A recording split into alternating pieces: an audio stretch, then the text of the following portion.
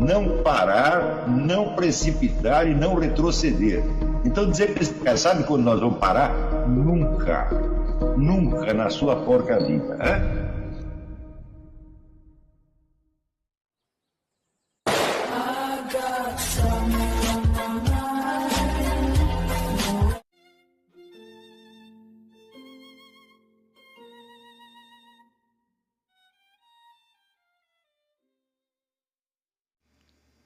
E aí pessoal, tranquilo? Então vem aqui antes do vídeo começar, pedir para vocês se inscreverem, quem não for inscrito, compartilhar, curtir, comentar. Quem puder seja membro do canal, que isso ajuda bastante. Tem também o link do Apoia-se. Quem puder ajudar nosso canal e apoiar financeiramente vai ser muito bem-vindo. Mas o mais importante é transmitir o conteúdo e os conhecimentos do professor Olavo de Carvalho para mais e mais brasileiros. Então compartilhe e ajude aí nossa causa. Muito obrigado a todos os membros, apoiadores do canal. Fico muito feliz. Tenho certeza que a gente está no caminho certo. Então fiquem com o vídeo e até mais. Valeu! Toda esta dita revolução lógica que houve entre o fim do século XIX e o começo do século XX, embora pretendendo ultrapassar muito a lógica clássica, deixou de examinar criticamente justamente os que seriam os pontos mais vulneráveis da lógica clássica e se ateve a um trabalho de aperfeiçoamento, vamos dizer, da silogística, que é a estrutura do raciocínio, a estrutura da demonstração.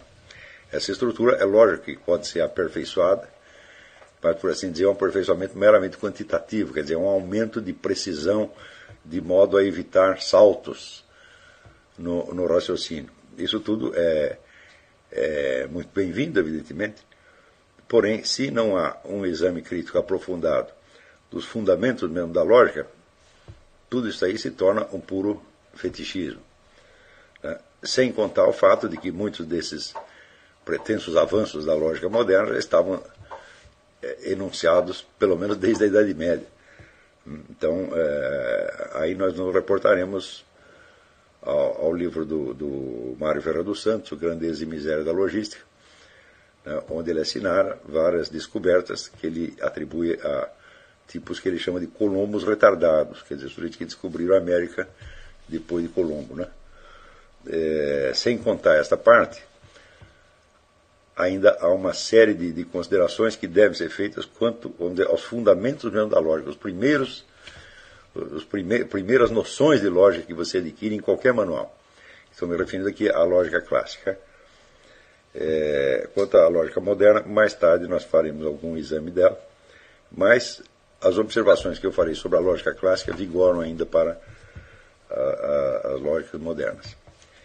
Então eu queria começar aqui lendo algumas noções que se encontram em qualquer manual de lógica. Eu escolhi aqui o livro do François Chénic, Éléments de Logique Classique, mas poderia ter escolhido qualquer outro, embora este livro seja um pouco mais rico em detalhes de natureza histórica, por exemplo.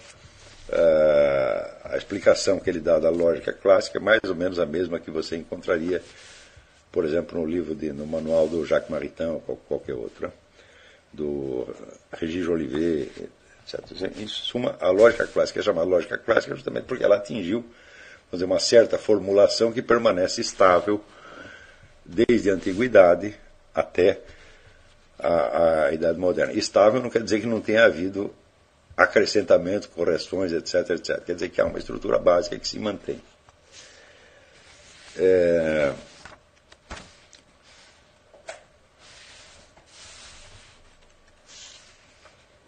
evidente que o primeiro passo do ensino da lógica é justamente o problema da abstração. Porque para você formar os primeiros conceitos que você vai utilizar em qualquer raciocínio lógico, você precisa ter um material, e esse material é dado pelos conceitos imediatos dos objetos que você apreende na percepção. Esses conceitos imediatos são obtidos por um procedimento que os lógicos chamam de simples apreensão. A simples apreensão é o ato de você reconhecer um objeto, um ente, né, pelo seu nome, ou caso você não saiba o nome, você dar um nome qualquer, de modo que você forme uma ideia geral dele, e dizem o lógico que essa ideia será então separada das circunstâncias particulares e concretas de ordem sensível nas quais este objeto foi apreendido. Então, quer dizer, por exemplo, quando você vê um gato e você o reconhece como gato, você o está reportando a um conceito geral de gato, o qual conceito é independente e separado das circunstâncias concretas, do lugar, do tempo, do momento da situação onde estava o gato que você percebeu. Quer dizer, pouco importa se o gato é preto, branco, rajado, se ele estava deitado, de pé, correndo, estava em cima do muro. Isso aí, como se você faz abstração disso, né? Então, vamos ler aqui o que este manual fala sobre a simples apreensão. Página 53, noção de simples apreensão. Convém definir a simples apreensão, que é como que a atividade elementar do espírito humano, e precisar os seus caracteres. 1. Definição da simples apreensão. A simples apreensão é o ato pelo qual a inteligência apreende a essência de uma coisa, a sua quididade, sem nada afirmar ou negar dela. Essa definição é padronizada, ela está em todos os manuais de lógica. A simples apreensão é, assim, a simples representação intelectual da essência ou quididade de um objeto. Quididade vem do quid, em latim quer dizer o que. Então é a resposta à pergunta, o que é? Né? Então, é um gato, é um camelo, é uma casa, é uma minhoca, né? E assim por diante.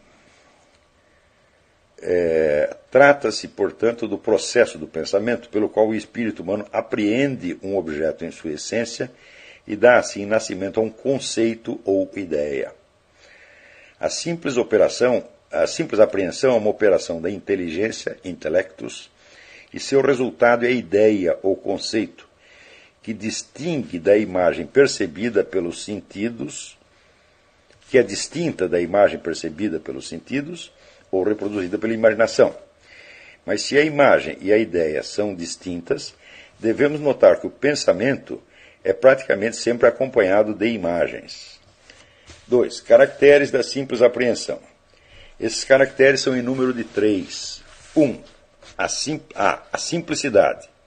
A denominação mesma de simples apreensão põe à mostra o primeiro caráter dessa operação. É um ato simples, pois ele tende a descobrir a essência de uma coisa, respondendo à questão primeira do pensamento. O que é? A resposta é a essência da coisa, isto é, aquilo graças a qual a coisa é o que ela é, id quod est, id quod est. O objeto da simples apreensão é sempre visto sob um modo de unidade, e a percepção da essência de um objeto reproduz a unidade do ser.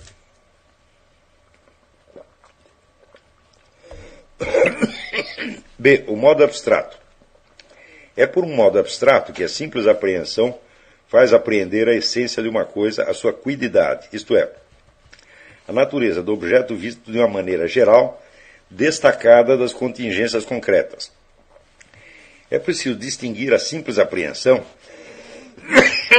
de toda a visão intuitiva das coisas sob seu aspecto concreto, como é o caso, por exemplo, do julgamento no qual esse modo concreto é essencial. Por exemplo, se você viu acontecer uma coisa, o gato subiu no telhado, então isso é um juízo que está fazendo um julgamento, e esse julgamento é dependente da circunstância concreta, porque ele é justamente a descrição da situação concreta. Então você não tem como transformar esse juízo, quer dizer, numa abstração, numa generalização.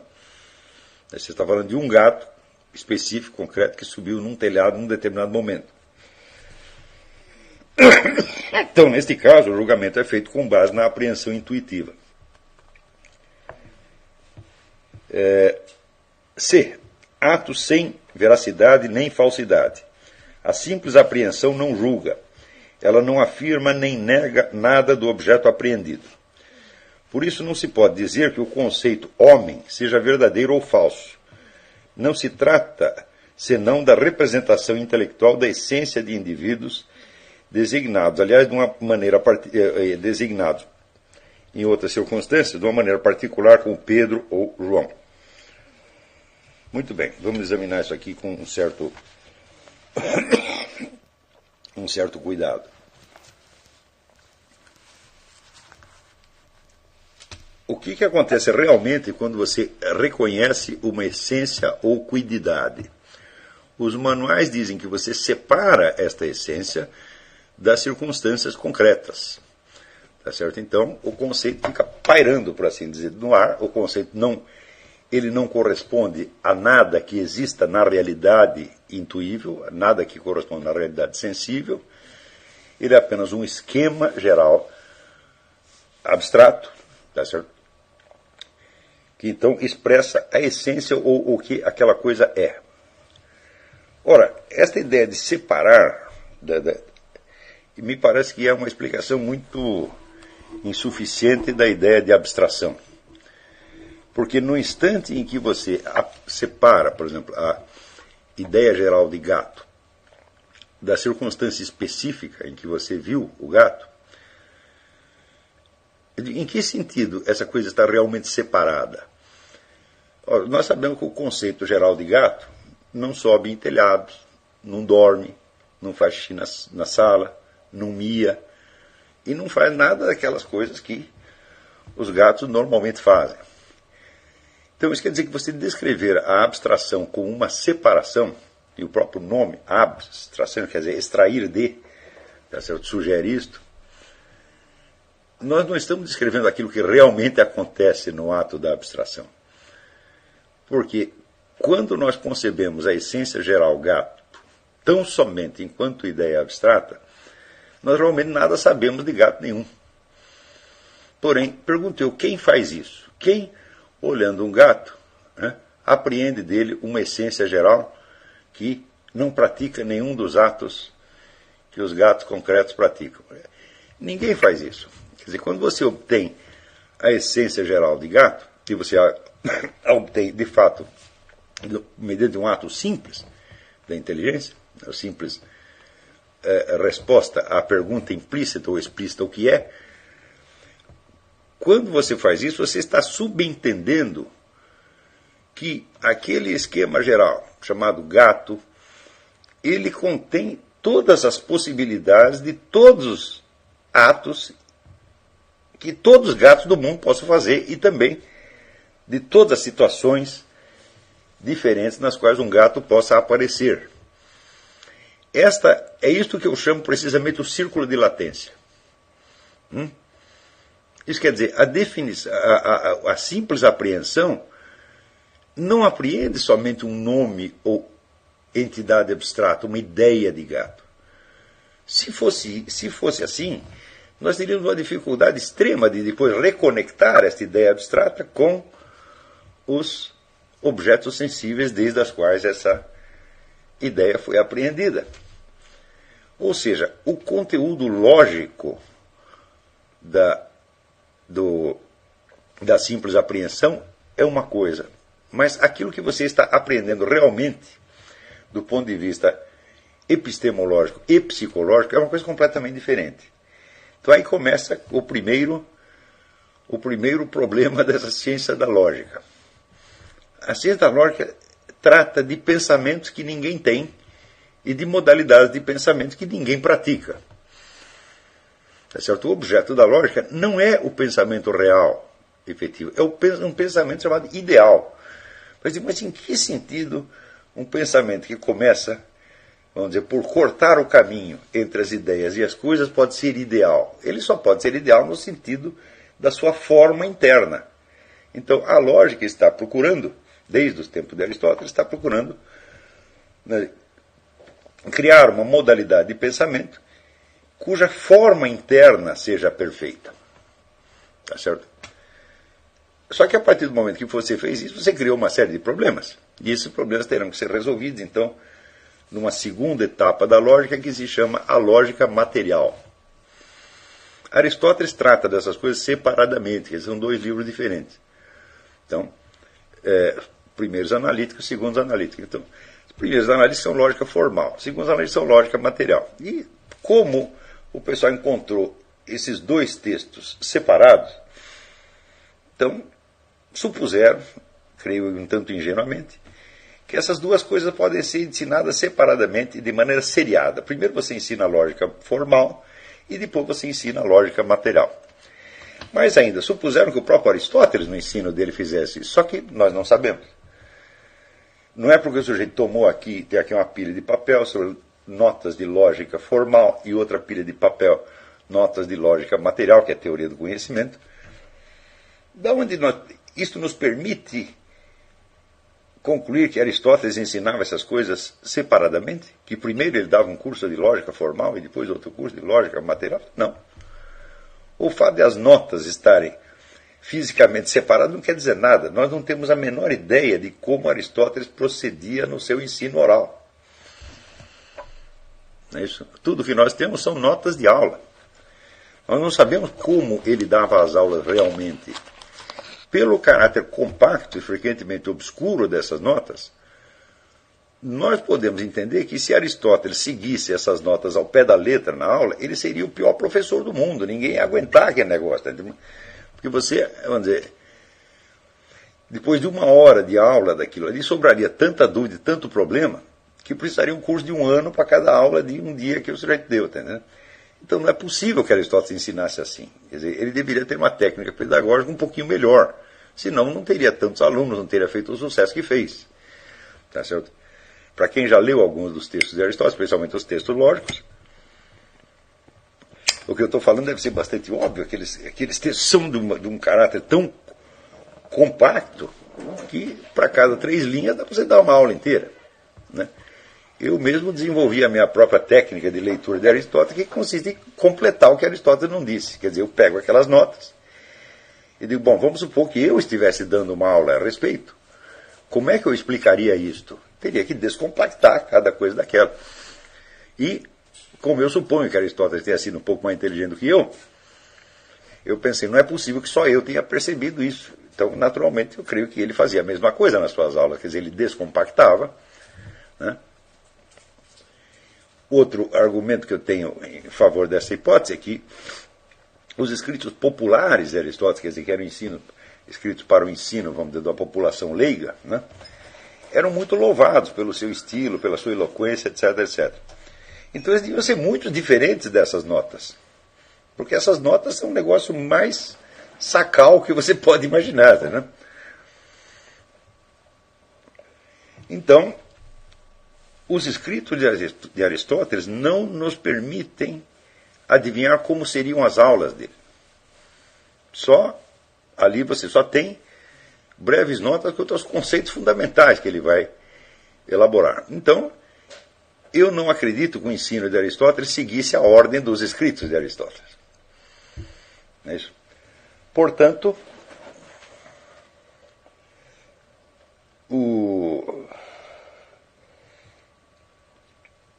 neste caso específico, não há nem meio motivo para supor que primeiro ele desse um curso de lógica formal, quer dizer, uma lógica voltada apenas para a coerência da forma interna do discurso, e só depois fosse tratar do problema da conexão entre discurso e realidade. Bom, se não há motivo para a gente supor que fosse assim, então também não há motivo para que a gente faça o mesmo erro que nós estamos atribuindo a Aristóteles. Então, eu acho que essas noções de lógica formal, longe delas serem aceitas como meros conceitos formais que devem ser usados na construção do discurso, eles já devem ser submetidos à crítica epistemológica desde o primeiro instante. E isso é uma coisa que eu comecei a fazer muitos anos atrás, porque eu tenho sempre tive uma atitude muito negativa com tudo que é meramente formal ou que parece regra de jogo. Eu já contei para vocês que eu peguei uma birra com jogos desde criança, porque tinha 3 tias que jogavam baralho. E baralho precisa 4 parceiros. Então, tinha um 4º parceiro, né, que era voluntário obrigatório, que era eu. Então eu comecei a pegar uma birra com regra de jogo desde aquele tempo. E até hoje, quando querem me ensinar a regra de jogo, encontro extrema dificuldade porque o meu cérebro se recusa. Porque eu sempre penso assim, ó, toda regra de jogo, no fim das contas, é uma ordem que estão te dando. Faça isto, isto, isto. Né? E o meu cérebro automaticamente pergunta assim, mas por que eu deveria fazer isto? Né? Então, daí diz, porque senão estraga a brincadeira. Bom, então se trata de uma brincadeira apenas. Né? Então, desde o início, desde o primeiro livro de lógica que eu abri, que foi justamente o do Jacques Maritain, né? Eu percebi o seguinte, o indivíduo está enunciando um conceito como se fosse um conceito de uma coisa real. Mas, ao mesmo tempo, aquilo é uma regra de jogo. Então, isso quer dizer, a lógica aí virou uma regra de jogo que você tem que aceitar, não porque as coisas sejam exatamente como estão descritas ali, mas simplesmente para você poder ser um participante do jogo. E acontece que essas regras proclamam uma série de coisas arbitrárias que não correspondem com a realidade e que só vão ser corrigidas muito tempo depois, quando você entrar na lógica material. Só que aí a sua cabeça já está viciada.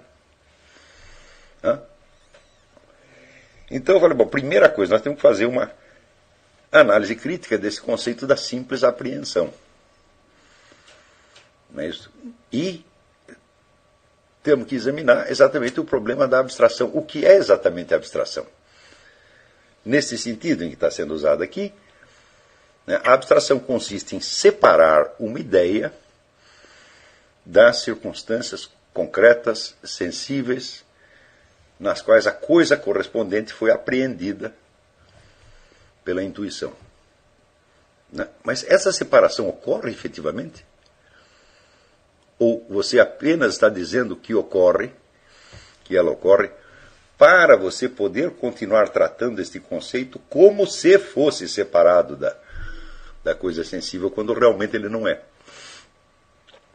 Se o conceito for realmente separado da coisa sensível, ele conterá somente os elementos essenciais. Tá certo? Por exemplo, os elementos essenciais da definição de gato, de cachorro, de casa, etc, etc, etc. Porém, acontece que nenhum objeto, tal como definido na sua essência, pode existir enquanto tal. Então isso quer dizer que a partir desse instante você está lidando não com objetos reais, mas com objetos ideais. Eu digo, mas olha, pode procurar em Aristóteles, é isso que ele está dizendo nas notas de lógica. Mas é assim que ele procede ao examinar as questões reais? Falou, jamais. Ele nunca faz isto. Então ele tem todo aquele trabalho de criar a lógica, mas quando você vai ver, ele não a usa. Ele usa sempre um procedimento dialético. Ora, o nosso Mário Ferreira dos Santos, ele enfatizava muito que para você corrigir um abstratismo errado da lógica, você precisa sempre ter um procedimento dialético. Eu digo, ele tem toda razão, só que o problema continua. Quer dizer, primeiro eu devo aprender a cometer todos os erros do pensamento lógico e depois devo corrigi-los mediante um retorno dialético. Eu digo, será que o Mário faz assim? Eu falo, claro que não, ele ficaria louco se fizesse assim. Então isso quer dizer que o pensamento lógico, tal como exposto nos manuais de lógica, ele simplesmente não existe. Ele é uma hipótese de um pensamento hipotético ideal que ninguém usa jamais. Nem mesmo em ciência. A abstração real que nós fazemos é uma abstração que deixa subentendido o círculo de latência. Ou então você não conseguirá pensar. Ou então, se você conseguir, você vai estar pensando apenas com essências ou quididades que, como tais, não podem existir realmente. E todas aquelas condições que completam esta essência e lhe dão a existência real serão considerados meros acréscimos inessenciais.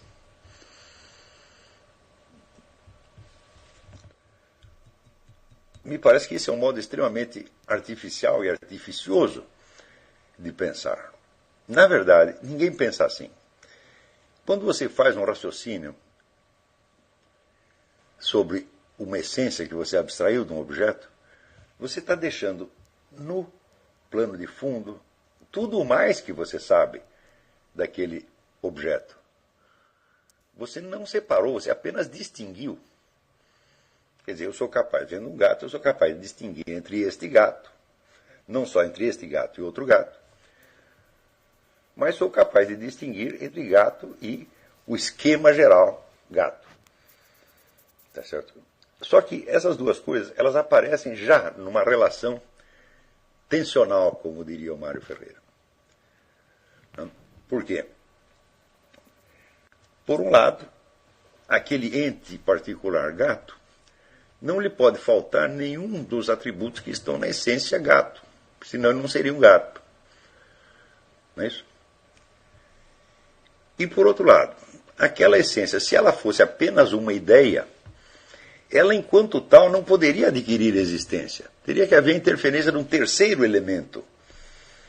Então você tem aqui, né, uma essência, e ali você tem um ente existente. Tá certo? A essência não pode se tornar existente, né? E o existente, por sua vez, manifesta somente um caso particular de concreção existencial daquela essência. Como é que se concretou existencialmente o gato? Foi a partir da essência gato? Não. O gato se concretou existencialmente porque o pai dele, né, teve relações sexuais legítimas ou ilegítimas com a sua digníssima ou com a esposa do outro gato, e daí o gato nasceu. Quer dizer, o processo pelo qual o gato vem à existência não começa com a sua essência, começa com uma outra coisa. Né? Hoje nós podemos dizer que a essência gata está dada no ADN do gato.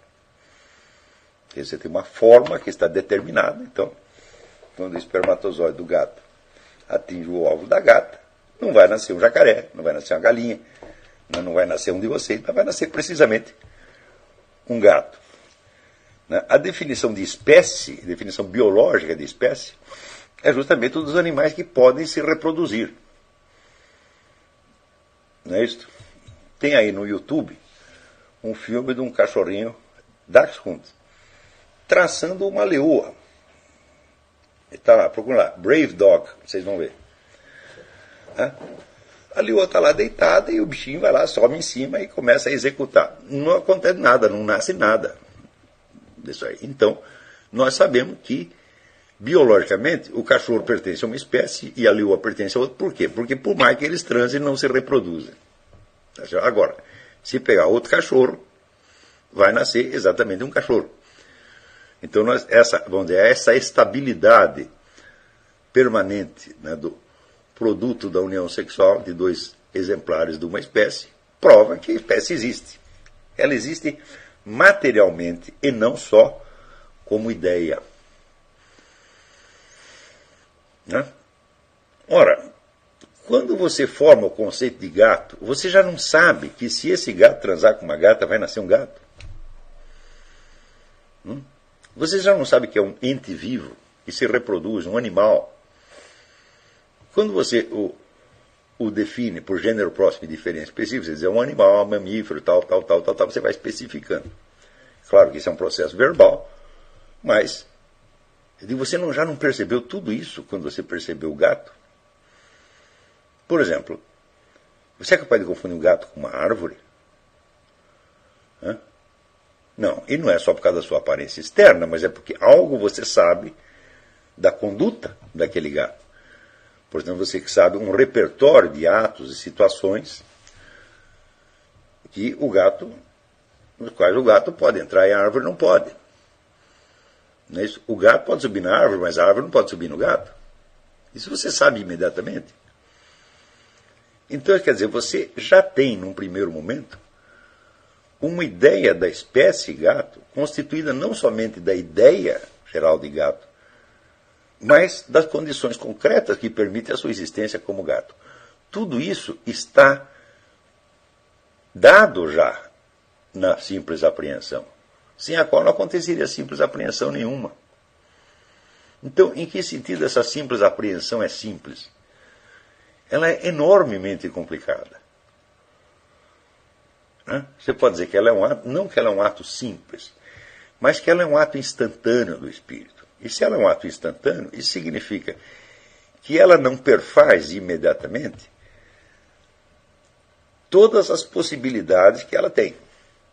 Então, esse conjunto de possibilidades está subentendido ali. E se você amputar este conjunto de possibilidades, se você amputar o círculo de latência, sobra-lhe apenas uma ideia abstrata de gato que, como tal, não pode adquirir existência de maneira alguma.